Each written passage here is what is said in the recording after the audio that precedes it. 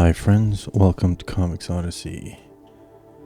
Today we're in part 3 of Understanding Comics, the Invisible Art, an exploration of this book by Scott McCloud. Chapter 3 is Blood in the Gutter. We're going to be looking at the grammar of comics, whereas Chapter 2 was the vocabulary. We visited this triangle that kind of encapsulated all of the possible spectrum of visual art. Here we're going to be diving specifically into the medium of comics.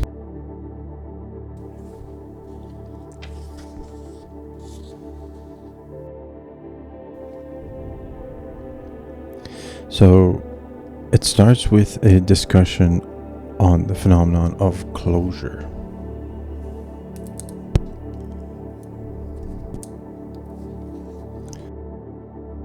Closure is essentially the mental completion of partial perception. So, for instance, we see here how each individual has really only seen a part of the entire globe that we live on, but we mentally complete the picture. We presume that the globe is complete based on, our front-loaded assumptions. This is very fundamental, and it's a game that we learn at a very young age with the game of peekaboo. So the mother hides herself from the baby and reveals herself again until the child learns that the mother isn't really hiding. She's just obscured herself. So we kind of learn to have faith in reality. This is used by filmmakers who wish to hint at certain things in their storytelling and let the audience use their imagination to fill in the gaps. But in comics, this is used a lot more. For instance, 2 images in sequence requires the participation of the viewer to create motion, right? So just on its own, this panel is of a man with a hat on, and just this panel is of a man with his hat off. But put the two together, we have a man removing his hat. So what happens in the gutter between the panels is closure. You are making the action happen. This is my favorite example here. I had a whole YouTube channel named after this phenomenon here. We see in the first panel a man with an axe threatening this other man who's running away and scared. In the second panel, we have a wide shot of a city and somebody yelling. Did he stub his toe? Is he angry at something he saw on TV? Well, we only find out when we put the two together. So these two together, no murder happened, right? Here we just have an axe raised. Here we just have yelling in the night in the city. Put the two together and a murder happens, right? But the murder happens in the space between the panels in your imagination. So that was the name of my old channel, which I've since deleted. It was You Murdered That Guy, right? And this is very similar to the game of peekaboo, right? Between the panels, you have to fill in. You learn to fill in the gutter. You learn closure.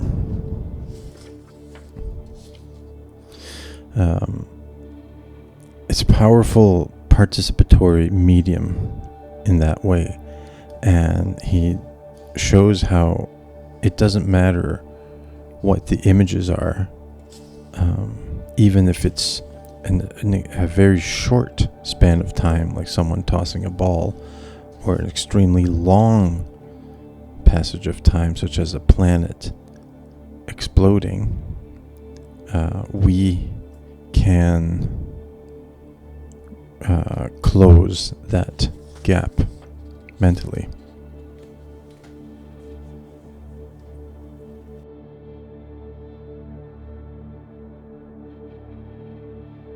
And it happens quite intuitively. We don't really think about, we don't deliberately do it. We do it voluntarily, but we're not straining to do it for the most part, unless the comic's done really badly, which results just in confusion, which is lack of closure.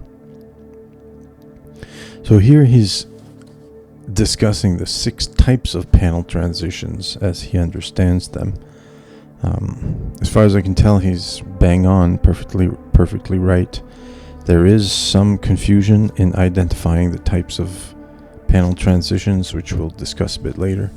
But let's look at them one by one. The first is the moment to moment, which are panel to panel transitions, which describe a very short moment of time. Right? Here's just blinking, right?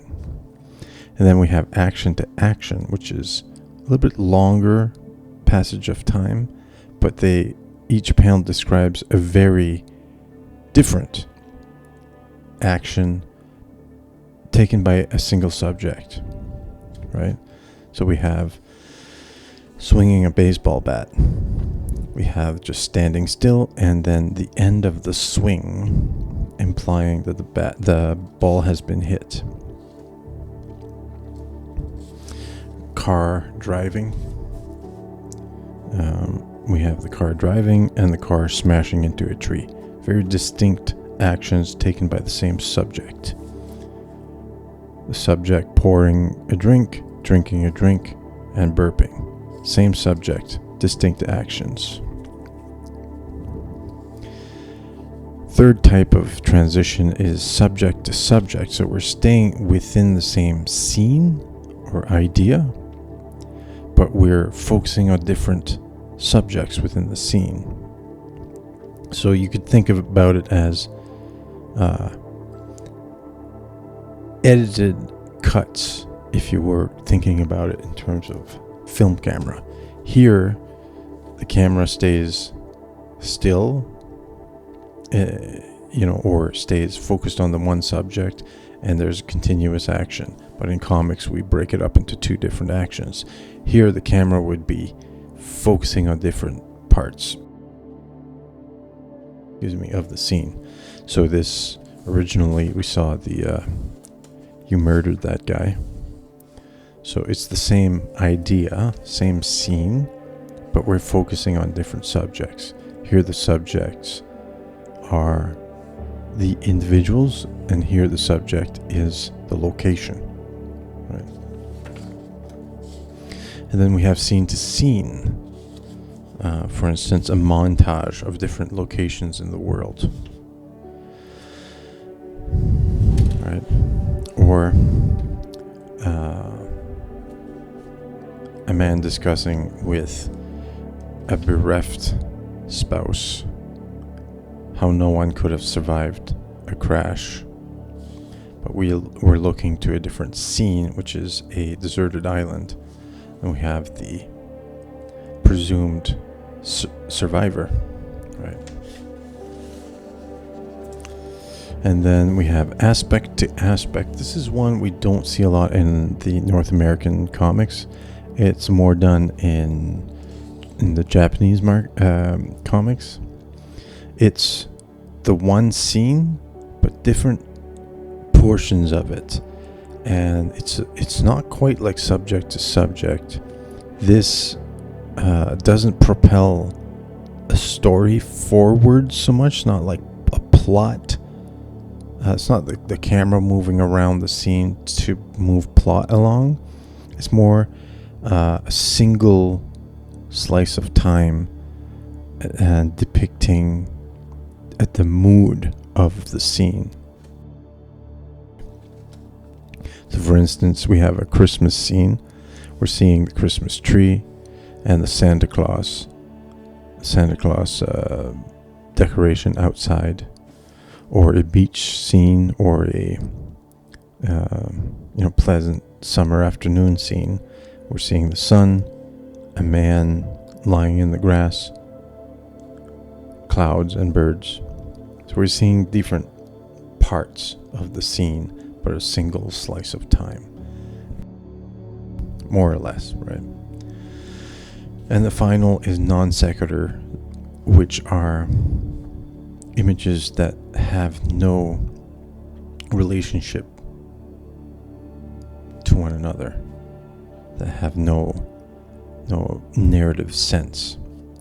His theory is that no matter what images you put together, our mind seeks closure. So there's going to be some sort of resonance, narrative resonance, even if it's not intentional. You decide if that's true. Now, what's interesting here is he discusses different realms of comics, which we've seen before: the North American, European, Asian, and underground, and breaks down the types of panel transitions used in typical comics of that are representative of those realms. So for instance, like a Jack Kirby Fantastic Four comic, the distribution of panel transitions is 65% action to action, which makes sense for a superhero action story. 20% subject to subject, which again moves the story along, and then scene to scene is the remaining 15%. Now he's looking at comparing it with Hergé Tintin, and the distribution is actually very similar. It's not until he goes into the manga comics that the distribution of panel to panel transition, the ratios, start to get they seem to make use of more panel to panel transitions, and the ratio is contrasts with the North American / European and underground. So it seems that for a comic to feel mainstream, it will have heavy action to action, scene to scene, and subject to subject emphasis. But then, like underground works, kind of invert or put emphasis elsewhere. Like Mouse has an invert. The Art Spiegelman's Mouse, which is something we may talk about here, has an inverse proportion, right? It has more of the scene to scene. That's heavy in the scene to scene, which is a story that spans like multiple locations, that sort of thing. And his theory is that the manga makes use of moment to moment and aspect to aspect because of a fundamental cultural difference. Instead of being a goal-oriented society, they're more of a mood, or perhaps they value contemplation or meandering more than the West, which is an interesting theory. I'm not sure if it's true, but who am I to argue with Mr. McCloud? He's put more thought into this than I am. Here he says that traditional Western art don't wander much. On the whole, we're a goal-oriented culture, but in the East there's a rich tradition of cyclical and labyrinthine works of art. Japanese comics emphasize being there over getting there, which is right or wrong, is something to think about, because it's something that we as readers or makers want to consider when we are immersing ourselves into this medium. Helps you kind of and being aware of these differences in transition types in comics helps you be aware of what your preferences are and why a reading experience is as it is, as opposed to a different kind of reading experience. Now, pages 84 and 85, I highly recommend you look in your book. I can't really explain this without really going through each panel, but basically he's suggesting that subtracting and like subtractive and additive, I can't really explain it. You got to read this. It's just quite brilliant. Now, what's interesting here is that I took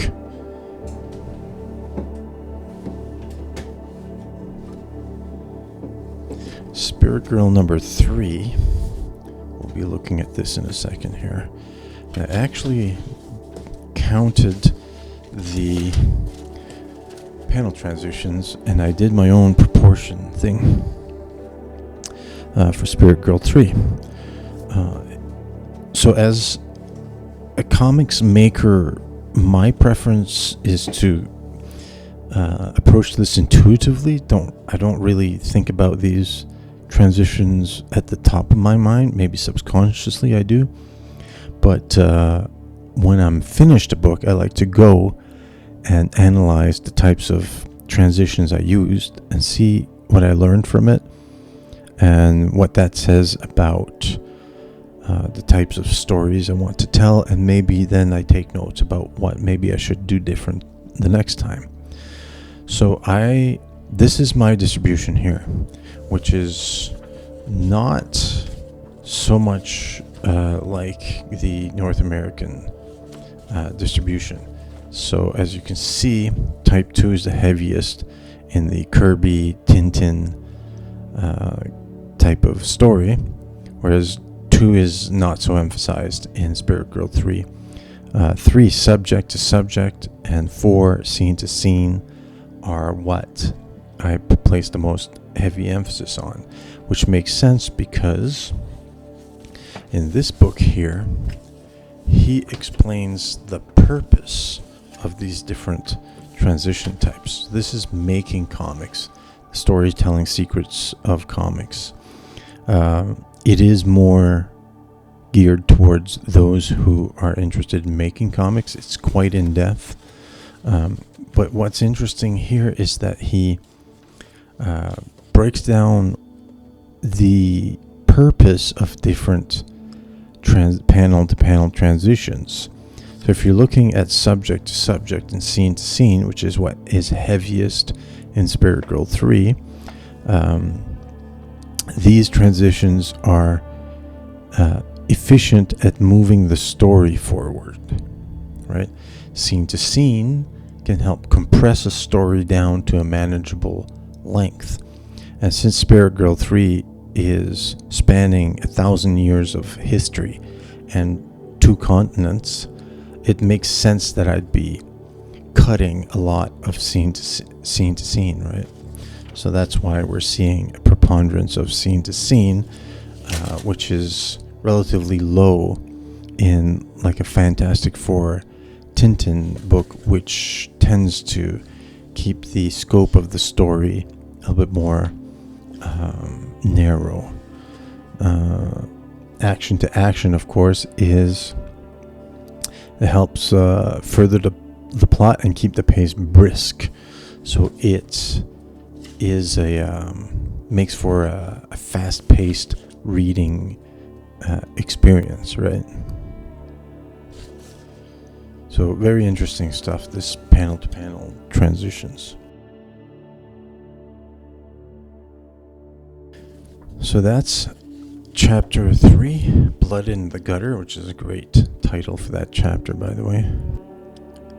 Had you considered that, for those of you who've read both manga and non-manga, had you noticed this emphasis on transitions? It's interesting that to pull away from the content of panels and pay attention to the transition from panel to panel, and how that may lend a comic a certain flavor even more than the content of the panels themselves. He's got a theory here that cartoony styles flow better in panel-to-panel transitions. That's something to consider. Of course, photorealism may require too much mental processing power and to really be well suited for the comics medium, and also too abstracted along the picture plane is the same effect. But of course, he's saying maybe there's a deliberate reason, maybe there's an intention behind doing something like that, such as innovating on the medium, and he discusses that more in Making Comics as well. So next week we're going to look at chapter 4, Time Frames, how time works in comics. It's very bizarre concept here, time and space overlapping, very interesting stuff. So I'll see you in the next one. Take care. God bless.